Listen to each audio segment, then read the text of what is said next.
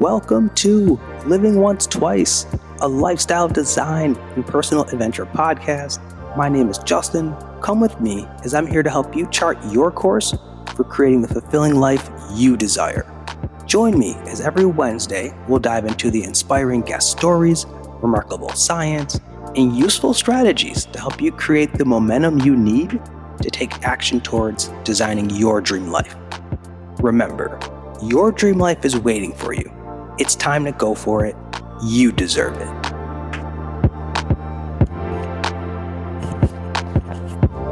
Greetings all, Justin here, and welcome back to the Living Once Twice podcast. I'm very appreciative to you all for taking part in this journey by tuning in, as I hope to provide you with more fuel in the form of stories, strategies, and science as we rewrite narratives, reinvent ourselves, and reimagine our lives.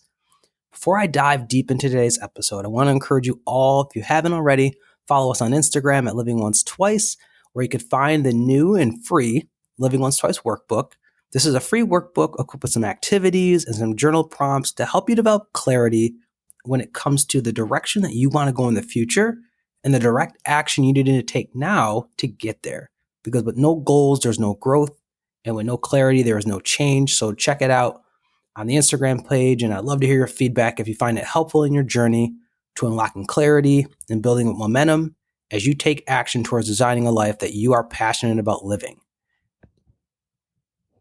So for today's episode, it's all about handling the winters in life.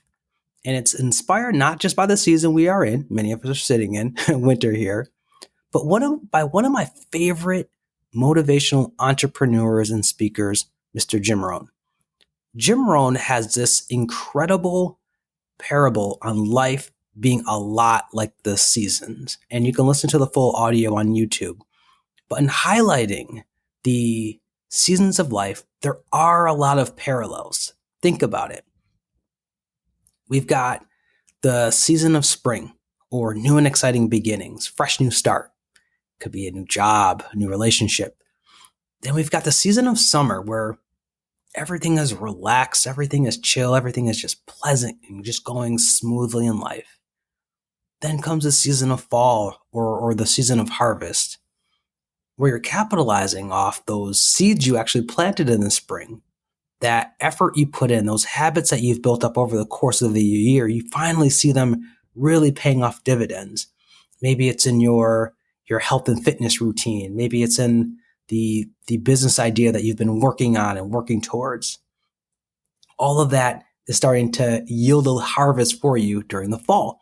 You're even looking back during the fall in a nostalgic way at how far you've come, how far you've grown, and all the change that is taking place around you. And then there's winter, that season which can be bitter and cold. And when life's winters come upon us, y'all already know it could take so many forms. The loss of a loved one, the loss of a job or a career setback, that business idea that didn't end up working out or is slow to get off the ground, the end of a relationship or a friendship, a health setback, a financial crisis, essentially some plot twist that just knocks us off balance, almost in a way that cancels out whatever progress we felt that we were making in our lives and even dims the joy and the light within us, because we're literally, all we can see in that season of winter is darkness. All we feel is hopelessness. All we wonder about is, man, can I get through this? Can I overcome this? Heck, will I ever get through this period of winter? Especially if we've encountered a winter where we're feeling broke, or we're feeling broken, we're feeling brokenhearted. All of that, which makes us question our strength, our faith, and our own internal resolve. The toughest part, as Jim Rohn says, is that we can't get through winters by tearing January off the calendar. And as tough as that is, it's the truth. Winters are a part of life. Those tough moments, experiences, those setbacks, they're all a part of life. And in knowing that it's a part of our journey, it can actually give us power. Power in that we can learn how to handle and be prepared for the winters.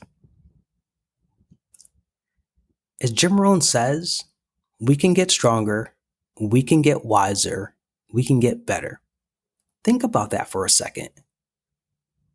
As much as none of us enjoy life's winters, if we think about the winters we've experienced thus far in our journey, I'm sure that each of them have helped build our character, our perspective, our resilience, given us wisdom, sharpened up our grit.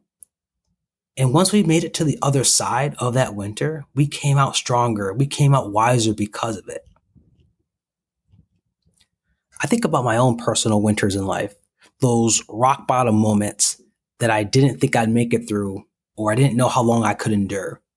Whether it was a winter of battling depression in high school, the winter of feeling stuck at age 31 and trying to clarify my purpose and clarify my career direction, or the most recent winter of trying to heal trauma, manage codependency, and rebuild my own inner foundation in a healthy and loving way. These have all been winter seasons that I did not see coming to an end. I did not see an end in sight or see a way to overcome it. And little did I think I had the strength to make it through, because these were rough winters. But as I look back on each of them, I know that A, they each did pass eventually, and B, each of them made me stronger. Each of them made me wiser and better for the next winter that was to come.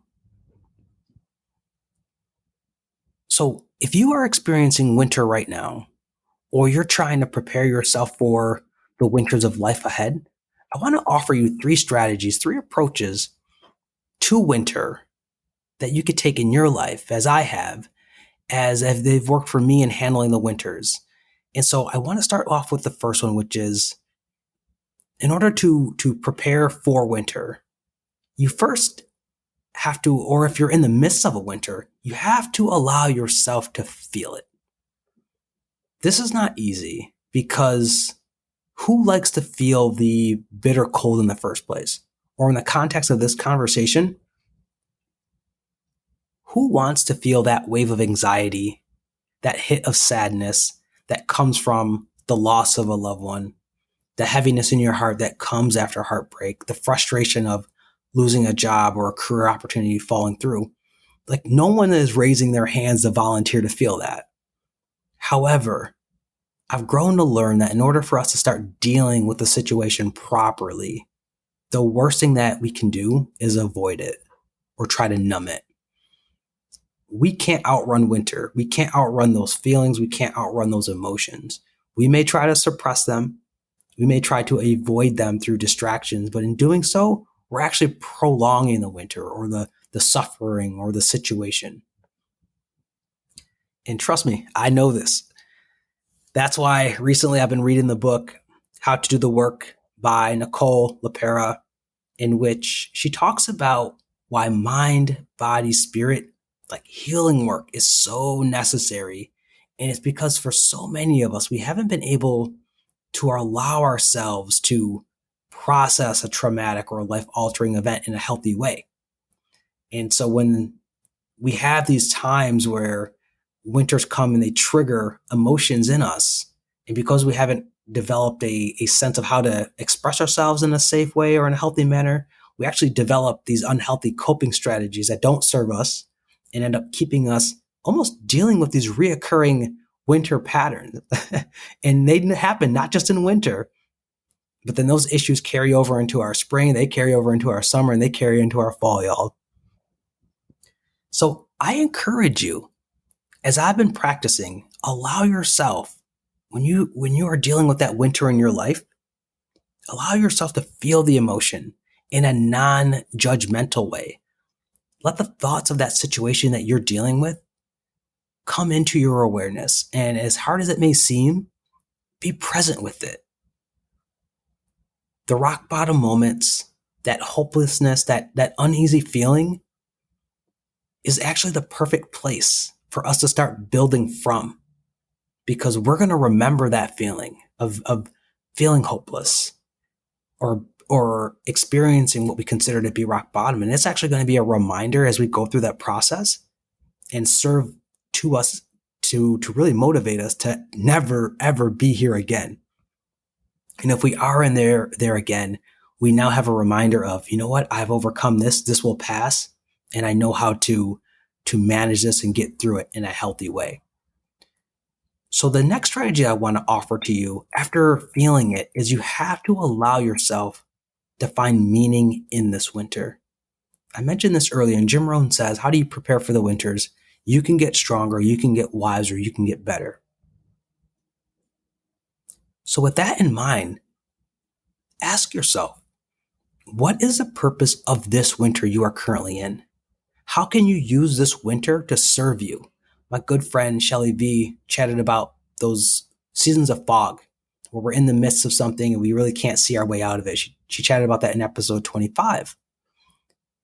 And as tough as it can be to see clearly during those winters in life, there is something that this winter is here to teach you, here to give you. And it's up to you to determine what that is. This winter can be teaching you to take full responsibility for your life, especially if you're sick and tired of being sick and tired or having this reoccurring winter pattern in your life. Perhaps it could be reminding you that you are a lot stronger than you think and more resourceful than you believed. So now you're developing a stronger sense of self-belief in yourself. Maybe it's teaching you to really reevaluate your values in life because you haven't been aligned with the things that truly matter to you. Maybe it's a lesson on the relationships in your life and spending more time with those you love and ensure that the people that you are bringing into your life are bringing you peace, are bringing you joy. And lastly, what if this winter is actually teaching you about rest? And I'm speaking to all my high performance grinders out there. Perhaps this winter is all about you designing more balance and rest and opportunities and times to recharge so that you can actually be full going into the spring. No matter what it is, you have to allow this season to serve you. Let it add to your story. Let it add to your character. Let it serve you in a way that enhances your life going forward. The final strategy I want to offer to you after you've done the work of feeling winter, of finding meaning in it, is to allow yourself to focus on what you need in this moment. Now that you've allowed yourself to feel it, you determine that this winter is here to serve you. What is the one thing that you need to focus on now and do that one thing? Perhaps right now during this winter, you need someone to talk to. Then I encourage you to reach out to a trusted friend, a trusted family member, a chosen family member, online community, heck, me, because you need someone to listen. You need a sounding board to help you process through some things. Y'all know I'm a huge advocate of therapy, and perhaps as I learned a few winters ago, I needed the help of a trained professional to get through my own winter season in life. This might be the one thing that you need to focus on, is getting that support and welcoming an open and non-judgmental ear into your life. On the other hand, maybe the one thing that you need to focus on is spending time with yourself, solo, and returning all of that energy on inward. You've given so much of yourself to the outside world that you need what I like to call a cocooning season to just unplug and reconnect with yourself. And later this season, we're actually going to talk about self-love and rediscovering joy, which are both a part of connecting with yourself. So perhaps treating yourself to a walk in nature, your own weekend getaway, is the one thing that you need to do for yourself in this winter. With that, think also about what does your mind, your body, your spirit need right now in this moment.